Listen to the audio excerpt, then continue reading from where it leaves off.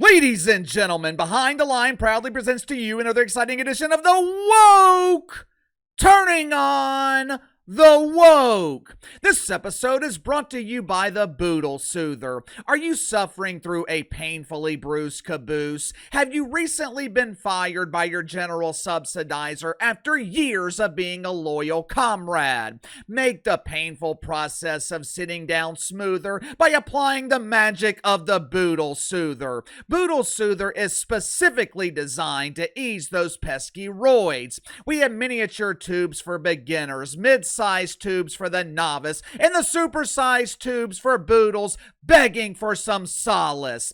Get sized for your tube today at boodlesoother.com. I am convinced at this point Stephen Colbert is sabotaging himself. I am convinced at this point that Stevie is intentionally trying to get thrown off CBS.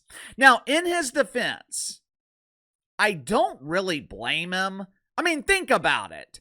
If you're working the grill at 5-Star Frank's and your boss Franklin tells you that you're only going to be grilling wieners for the next 10 months, after that, you're going to be fired.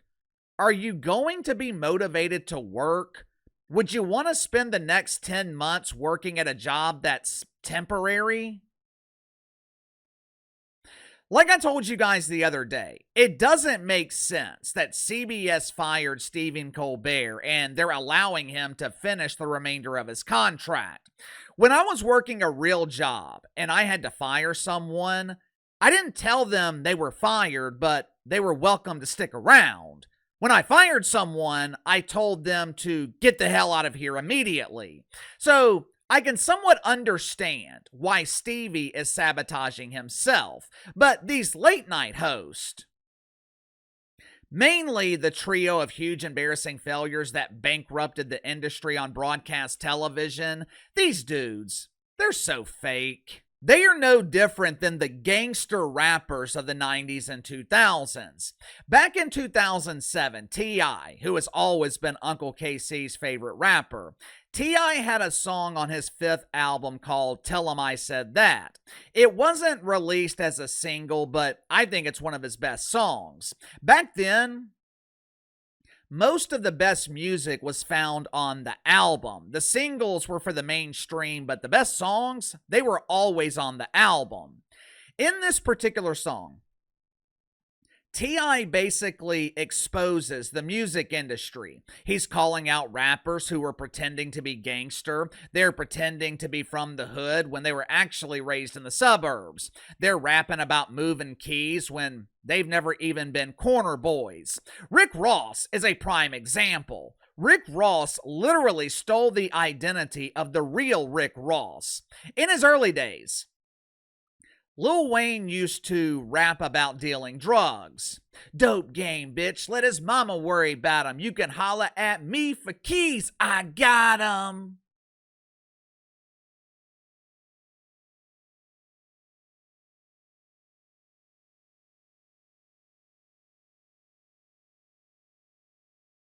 The only keys Lil Wayne had were the keys to his car. He was signed to Cash Money as a teenager. Sure, he grew up in Holly Grove and Uptown, but Lil Wayne was an honor student. He was in drama club. He went to a charter school. Back in the 90s and 2000s, a lot of rappers were rapping about the streets, but they weren't really in the streets. They were essentially actors playing a role. It was entertainment, but it wasn't real. This trio of huge embarrassing failures hosting these late night dumps, they are no different than rappers from 20 years ago. They're pawns. They're paid propagandists. They are paid to indoctrinate. They are paid to push an agenda. The problem is, the people paying them to push the agenda, they're eliminating their woke welfare because America has rejected it. I'm sure Stevie Colbert feels betrayed. Perhaps he feels used. Maybe he finally came to the harsh realization that he was a pawn. And maybe, just maybe, that's the reason Stevie is doing everything he can to get thrown off CBS. Make sure to like and subscribe. You can follow me on Twitter at KC_BTL84. Let's get to the sponsor for today's video, my good friends at Sugar Mountain Trading. Are you struggling with back problems? Do you deal with minor aches and pains throughout your day and you don't want to go to the doctor because all the doctor's going to do is find something else wrong with you? Even worse, prescribe addictive medication that you just don't want to take? I hate going to the doctor. So does my wife, who actually deals with back pain. That's why she has started using CBD lotions and oils from Sugar Mountain Trading. Now, this is not THC. Not going to make you fail a drug test. These CBD lotions and oils, they are specifically designed for rapid pain relief. Like I said, my wife deals with nagging back pain from time to time. Tried over-the-counter stuff, the chiropractor, but none of that ever seemed to work. Within 5 minutes of me applying CBD lotion from Sugar Mountain Trading, her pain was gone. I'm telling you, it's damn near magical. Sugar Mountain Trading also offers CBD bar soap that will keep you pain-free and smelling fresh at the same time. Bar soap comes in a variety of scents ranging from lavender all the way to cherry almond. More importantly, all CBD products offered at Sugar Mountain Trading, 100% natural, 100% free of THC. So click the link in the description below. Use my promo code BTL20. Save 20% off your first purchase with Sugar Mountain Trading. Wednesday night, Stevie joined his fellow deacons at Woke United Methodist and accused CBS of bending the knee to the Trumper. You know, these people, none of these people can think for themselves. This is one of the many problems in late night. They're all saying the exact same thing. I'm sure Stevie was feeling depressed once he realized he was being fired. Instead of taking accountability and blaming himself, I'm sure he was looking for someone else to take the blame. Luckily, my inside sources are telling me that Stevie received a letter from Jim Kimmel that gave him the perfect target for his outrage.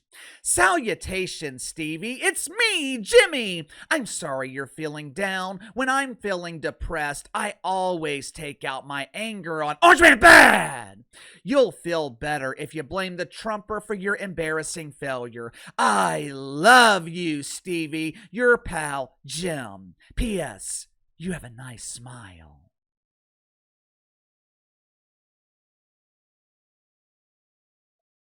Not only did he blame the Trumper, he also blamed his primary subsidizer for settling their lawsuit with Donnie. Just think about that for a second. Stephen Colbert is taking out his frustration on the network that's paying him $15 million. He is risking losing $15 million because he can't control his emotions.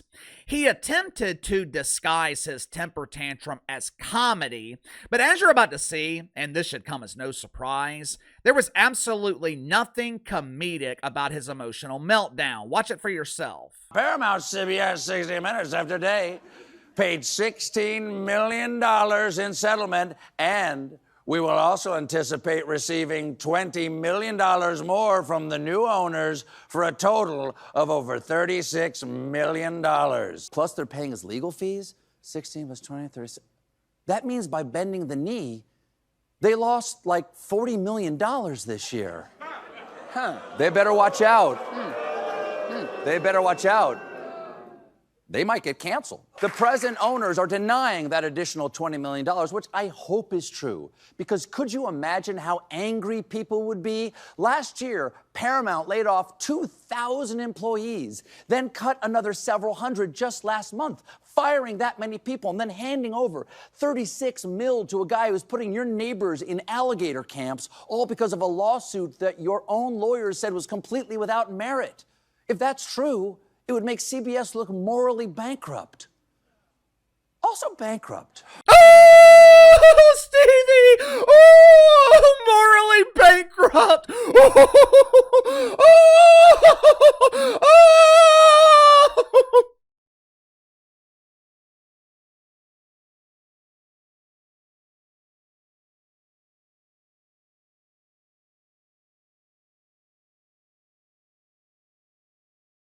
For starters, Stephen Colbert did not get canceled. He got fired.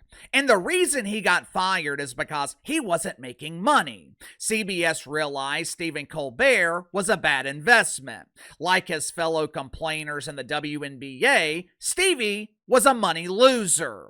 He's trying to frame the narrative that Donald Trump influenced the network and got him fired. Instead of taking accountability, he wants to blame the orange man, when the reality is, Where's Waldo could be president and Stephen Colbert would still be fired. And he wouldn't be able to blame President Waldo because he couldn't find him. There have been nothing but excuses since CBS fired Stephen Colbert. And the next excuse they're going to use is ratings. Now, his pretend friends in the media, they've already been using this excuse. This is outrageous! Stevie is the #1 show in late night. No one is safe from the wrath of the orange man. If he can dethrone the king, the rest of us pawns are in danger.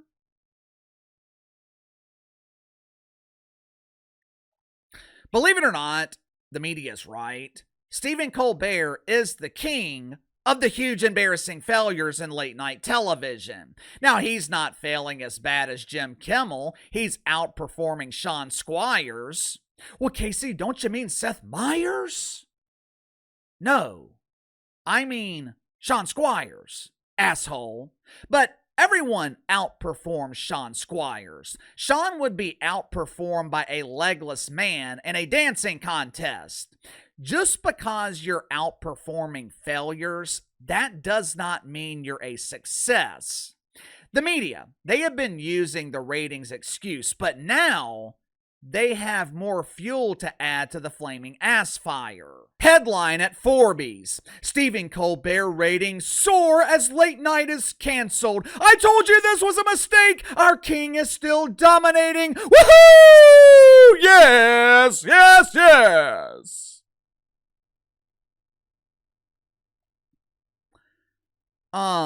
Of course, ratings are up. For the first time in years, there's actually something interesting happening with this unbelievable turd.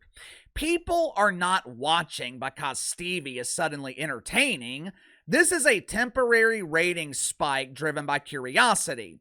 Controversy always generates interest.